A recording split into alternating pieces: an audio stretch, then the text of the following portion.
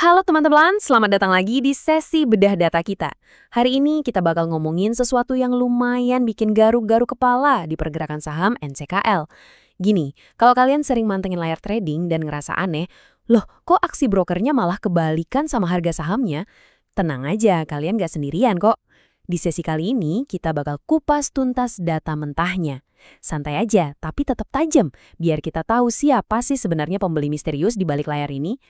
Oke, pertama-tama mari kita hadapi realitanya dulu. Kalau kita tarik mundur sebulan ke belakang, wah angkanya lumayan bikin meringis ya, minus 12,63%.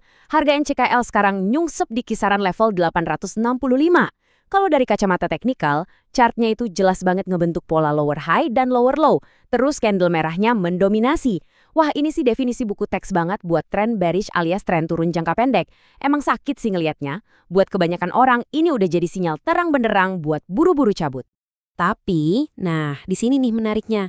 Di tengah tren harga yang kelihatannya lagi ancur-ancuran ini, ada plot twist yang bikin penasaran. Data ngasih lihat, kalau saat mayoritas pasar lagi panik-paniknya jualan, ternyata ada pihak-pihak yang diam-diam malah sibuk nampung dan ngeborong saham ini. Terus kita pasti mikirkan, lah kenapa? Apa sih yang mereka lihat yang kita-kita ini para trader biasa justru kelewatan? Coba bayangin situasi ini tuh kayak arena tarik tambang di belakang layar. Di kubu kiri kita punya tim akumulasi. Ada broker CC, XL, dan XC. Selama sebulan terakhir mereka ini santai tapi konsisten banget. Lebih banyak beli daripada jual. Nah, di kubu kanan ada tim distribusi, broker ZP dan AK. Mereka ini lagi asyik ngebuang barang dengan cukup agresif. Kondisi ini benar-benar ngegambarin dengan jelas situasi tarik-menarik yang lagi terjadi. Ingat ya, pasar itu bukan cuma sekedar grafik naik turun acak, tapi benar-benar arena pertarungan antara kekuatan beli lawan kekuatan jual. Terus kalian mungkin nanya, kalau emang ada yang rajin ngeborong, kok harganya nggak naik-naik? Jawabannya sebenarnya simpel banget. Walaupun ada akumulasi yang solid, kekuatan distribusi dari broker ZP dan AK tadi itu jauh lebih dominan sekarang ini. Agresivitas mereka buat jualan masih merajai pasar. Jadi logikanya gini, bayangin kalian lagi dorong mobil maju ke depan, tapi dari depan ada truk raksasa yang ngedorong mundur. Ya udah pasti tren pasar bakal terus tertekan kan? Nah, biar makin jelas, coba kita bedah aliran dana asingnya. Asing tuh nyatanya beli sekitar 16 miliar, tapi mereka juga jualan sampai 17 miliar. Hitung-hitungannya gampang banget, secara net asing itu cabut hampir 1 miliar rupiah, tepatnya minus 949 juta. Angka ini mungkin kedengarannya receh kalau kita ngomongin pasar saham secara keseluruhan, tapi buat satu saham spesifik dalam sebulan, wah ini ibarat bawa ransel batu, berat banget. Terus kenapa sih kita harus pusingin dana asing? Gini, dari data historisnya, saham ini tuh sensitif banget sama pergerakan dana asing.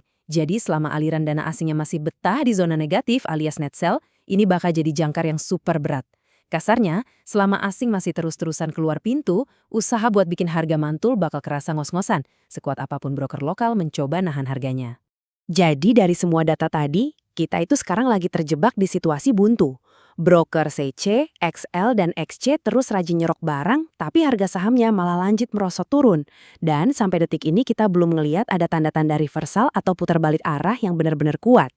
Kesimpulan sementaranya, ya kemungkinan besar kita lagi ada di fase penyerapan awal, di mana pembeli kakap baru mulai nyicil kumpulin barang.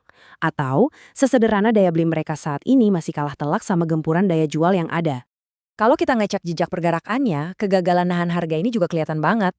Kemarin tuh sempat ada usaha mati-matian buat nahan biar harganya nggak jatuh di bawah level psikologis 1000. Emang sih harganya sempat mantul dikit di area situ, tapi ternyata pantulannya lemes banget. Nggak ada dorongan tenaga lanjutan dari pembeli lain yang akhirnya ngebuktiin kalau support di level 1000 itu ternyata belum kuat-kuat amat. Ujung-ujungnya ya jebol juga ke bawah. Tapi ya, hal yang paling bikin penasaran dari semua manuver ini adalah kelakuan spesifik dari broker CCC tadi. Di saat harganya lagi hancur-hancuran, mereka tuh dengan tenangnya terus aja akumulasi. Buat yang udah lama di dunia trading, pasti tahu kalau ini tuh gaya klasiknya uang pintar. Uang pintar tuh nggak ikutan beli pas harga udah dipucuk dan semua orang lagi euforia. Justru sebaliknya, mereka belanja pas pasar lagi ketakutan dan berdarah-darah. Makanya, para trader selalu masang mata tajam-tajam kalau ada pergerakan begini. Secara teori, fenomena unik ini ada namanya loh. Ini yang sering disebut sebagai kemungkinan akumulasi tersembunyi. Coba deh bayangin, kalau kita mantengin data bandermologi, kita bakal ngelihat garis akumulasi dari broker-broker tertentu tuh pelan-pelan merangkak naik. Tapi anehnya, harga saham di layar malah terus nyungsep. Nah, ketidaksesuaian ini nih poinnya. Intinya, ada yang lagi diam-diam nyerok barang murah yang dibuang sama orang-orang yang lagi panik. Biar gampang ngebayanginnya, anggap aja kita lagi ada di fase ember penampungan. Bayangin ada atap bocor gede banget, airnya deres turun. Nah, air ini ibarat tekanan jual yang masif tadi. Terus di bawahnya ada orang yang sabar banget nadahin air pakai ember. Embernya sih emang pelan-pelan keisi sama saham-saham yang dibeli. Tapi, ya karena bocornya masih terlalu deres, air di lantai tetap aja banjir, alias tren harganya belum bisa berbalik naik sekarang. Tapi, sebelum kita terlalu semangat dan langsung ikutan ngeborong, kita harus sadar diri sama realita bearish yang ada di depan mata. Pertama, tren turunnya masih jalan terus. Kedua, asing juga masih asyik jualan. Ketiga, tenaga distribusi dari pihak penjual nyatanya masih lebih gede. Dan terakhir, setiap kali harganya nyoba naik sedikit, selalu gagal dan ditekan turun lagi. Ini tuh ibarat rambu peringatan raksasa buat kita. Belum waktunya buat FOMO atau asal pencet tombol beli cuma karena takut ketinggalan kereta.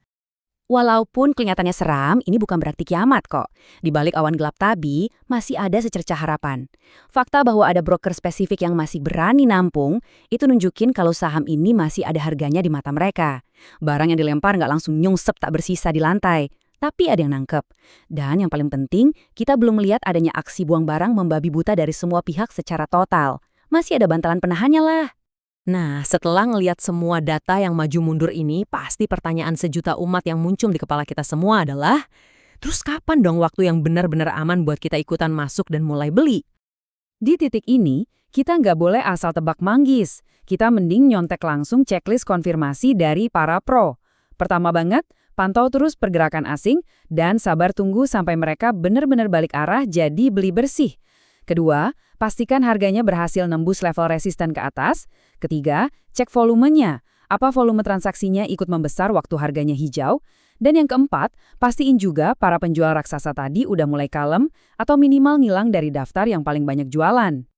Jadi, poin paling krusialnya adalah kita sekarang lagi ada di ruang tunggu, mantau dua skenario. Pemicu positif bakal nyala kalau harga sukses direbut balik ke level 900–930, asing mulai masuk, dan volume pas lagi hijau kelihatan membesar. Tapi sebaliknya, kalau ternyata malah nembus level terendah baru, asing buang barang makin gila-gilaan, dan broker jagoan kita yang nyerok tadi tiba-tiba stop beli, wah, itu pemicu negatif yang artinya tren buruk ini bakal berlanjut. Sebagai penutup dari bedah data kita hari ini, ada satu prinsip emas yang harus banget kita ingat. Bisa baca tanda-tanda akumulasi tersembunyi itu emang keahlian yang mantap banget, apalagi buat kalian yang suka main swing jangka menengah. Ini ngasih kita contekan informasi lebih awal. Tapi, dan ini tapi yang gede banget ya, seindah apapun datanya, itu nggak bakal ada gunanya kalau pasar secara keseluruhan nggak ngerespons. Kita tetap wajib buat nunggu konfirmasi dari pergerakan harga itu sendiri. Proses nyerok di balik layarnya emang udah kelihatan mulai jalan. Tapi ingat, sukses di market itu nggak cuma bergantung dari seberapa jago kita baca data, melainkan seberapa disiplin dan sabar kita waktu eksekusi. Jadi sekarang pertanyaannya balik ke kalian. Akumulasinya udah kelihatan jelas nih, tapi apa kalian punya kesabaran ekstra buat duduk tenang dulu, nahan diri, sampai semua lampu konfirmasinya bener-bener nyala hijau? Pantau terus chartnya ya, jadikan temuan ini sebagai senjata kalian. Sampai jumpa di sesi bedah data kita selanjutnya.